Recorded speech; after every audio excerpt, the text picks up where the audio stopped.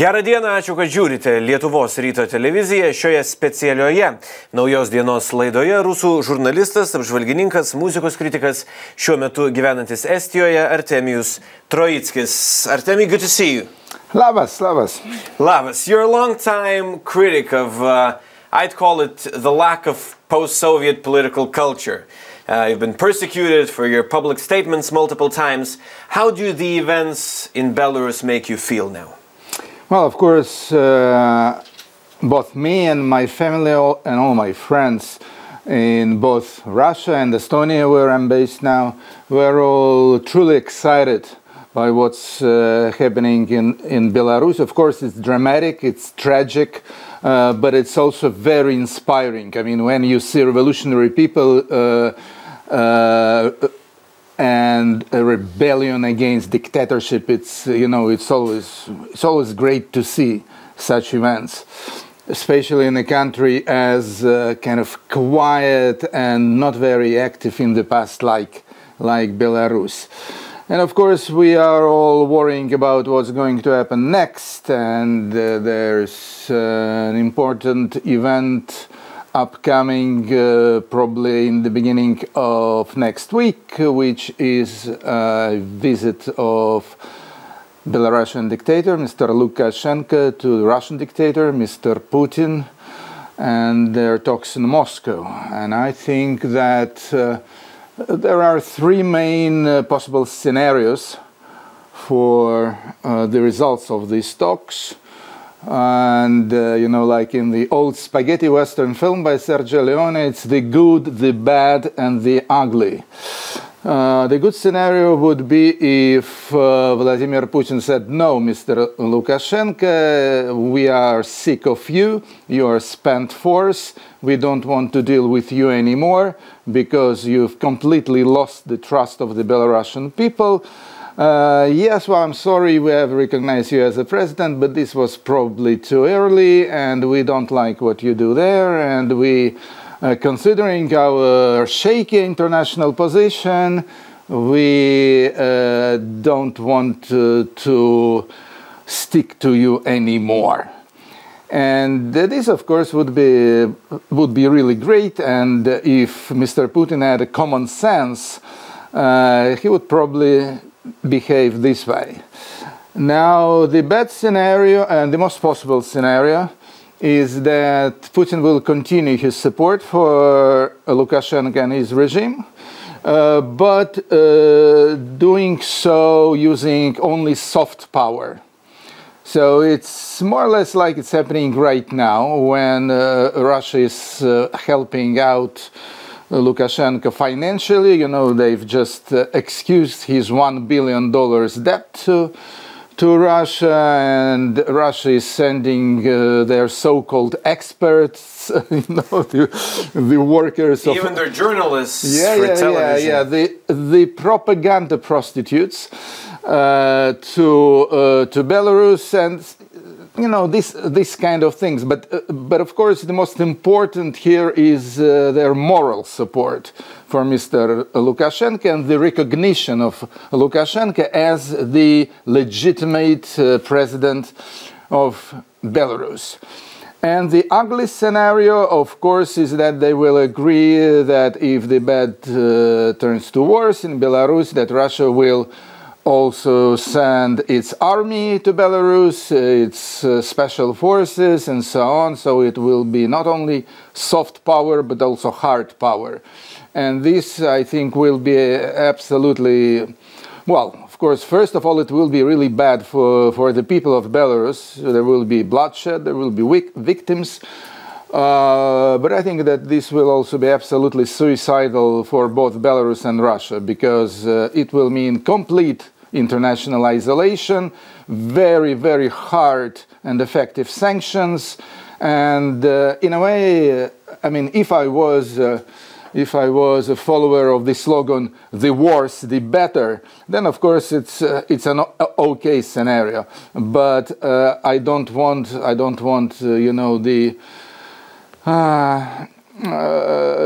the fall of the dictatorship in Belarus and Russia following the sacrifice of Belarusian people and violence, major violence in this country. What's the probability of the ugly? I wouldn't say it's great. I would say it's about 10–20%, no more. I think the most probable scenario, of course, is the middle scenario, which is exactly what we have at the moment. It's also not good, of course, and of course Russia. Well, not Russia. I hate to mix up my motherland, Russia, with ugly persons like Mr. Putin, but of course Putin's support for Lukashenko, even the soft one, even the moral one,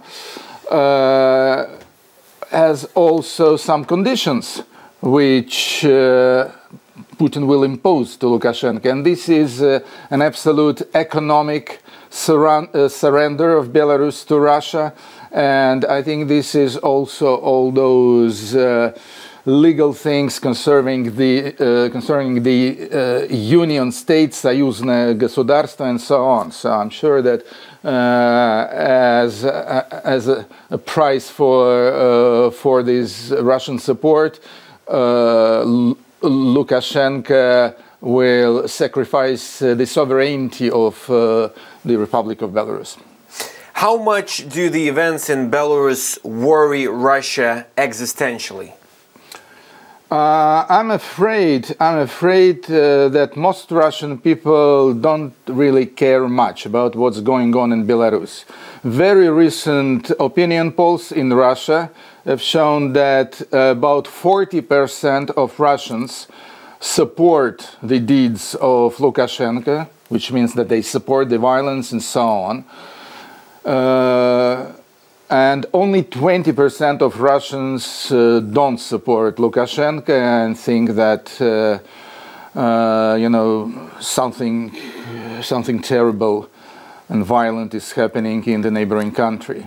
So I would say that this is, for me personally, it is very disappointing, because there's very little show of very little display of solidarity with the people of Belarus in Russia. I mean, we don't have any massive rallies, any big manifestations like you've had in Lithuania. You've had 50,000 people forming this human chain from Vilnius to Belarusian border. 50,000. That's a lot. In Tallinn, where I live now, we've also had a chain between the Freedom Square, Vabadus Valjak, and the Belarusian embassy, and it's quite a distance, and I've estimated the number of people in this chain as like 2,000 to 3,000 people. And in Estonia, there are very few Belarusians, and there's no common border between Estonia and Belarus, but still there were a lot of people, Belarusians, Estonians, Ukrainians, Russians, and in Moscow, huge city with, I'm sure, a lot of people who could be moved by what's happening in Belarus. The only thing we've got was like 200 to 300 people standing across the street from the Belarusian embassy in Russia. And most of them were citizens of Republic of Belarus. So I think that there's not enough of solidarity from the people of Russia to the people of Belarus, and I really don't know why this is so. Because of the coronavirus, I haven't been to Russia since March this year, so I don't smell the air in Russia. I cannot tell you exactly, how do the people feel.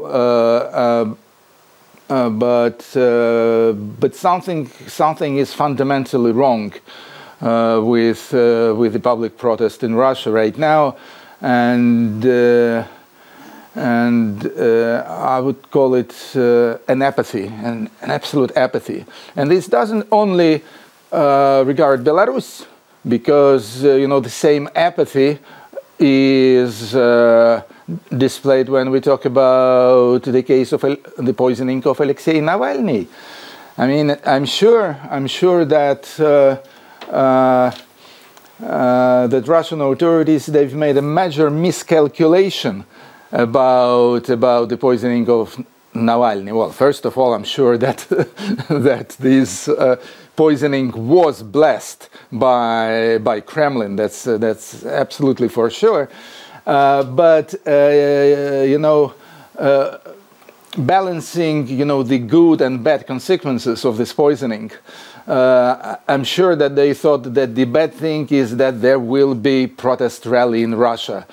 People will support the popular opposition leader, Mr. Navalny, so there will be all kinds of unpleasant things in the streets of Moscow and Petersburg. But luckily for Putin's regime, this hasn't happened at all.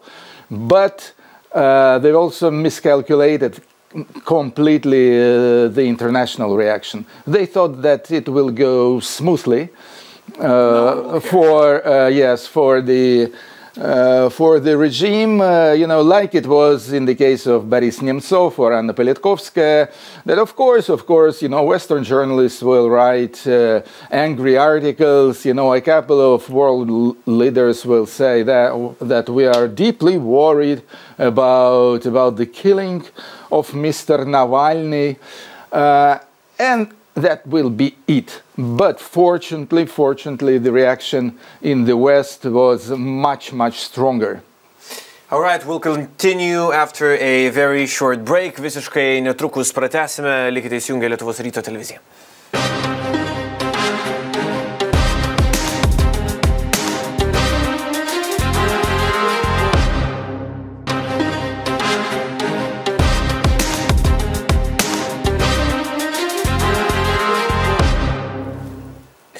Tęsime pokalbį su rusų žurnalistu, apžvalgininku, muzikos kritiku, šiuo metu Estijoje gyvenančiu Artemijumi Troickiu. Artemy, speaking of Belarus and Russia, both, Mr. Hashchavatsky told me once in an interview that when he was making documentaries about protests in Belarus back in 2006, even his friends in Russia, they were making movies about dogs, or let's say cats, and around 10 years later, he told them, look, you weren't talking about horrible things taking place in your country, and look at that country now. How would you describe the evolution, if we can call it an evolution of Russia during the recent years? Well, I think that there are different trends in the evolution of Russia. On one hand, of course, the authorities, they are constantly screwing the bolts, завинчивают гайки, as we say in Russia, and this is done in all kinds of fields, in the legal field with the rewriting of the Russian constitution and endless powers and endless time of ruling for Mr. Putin.